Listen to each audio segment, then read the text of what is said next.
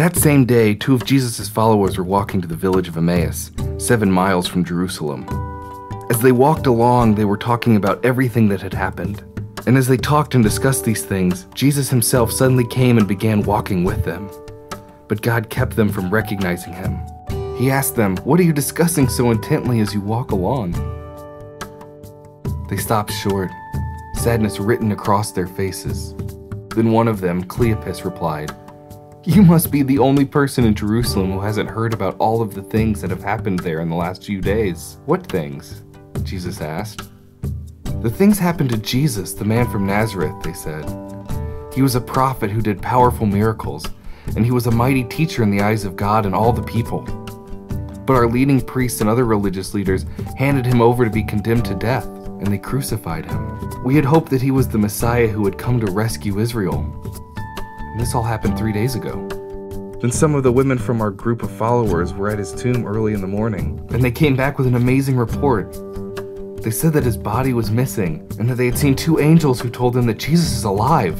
Some of our men ran out to see, and sure enough, his body was gone, just as the women had said.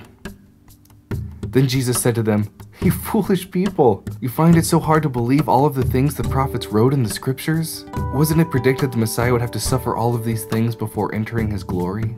Then Jesus took them through the writings of Moses and all of the prophets, explaining from all the scriptures the things concerning himself. By this time, they were nearing Emmaus and at the end of their journey. Jesus acted as if he were going on, but they begged him, "Stay the night with us, since it is getting late." So he went home with them. As they sat down to eat, he took the bread and blessed it. Then he broke it and gave it to them. Suddenly their eyes were open, and they recognized him, and at that moment, he disappeared.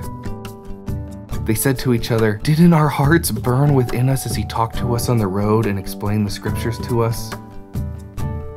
And within the hour, they were on their way back to Jerusalem to find the 11 disciples and the others who had gathered with them.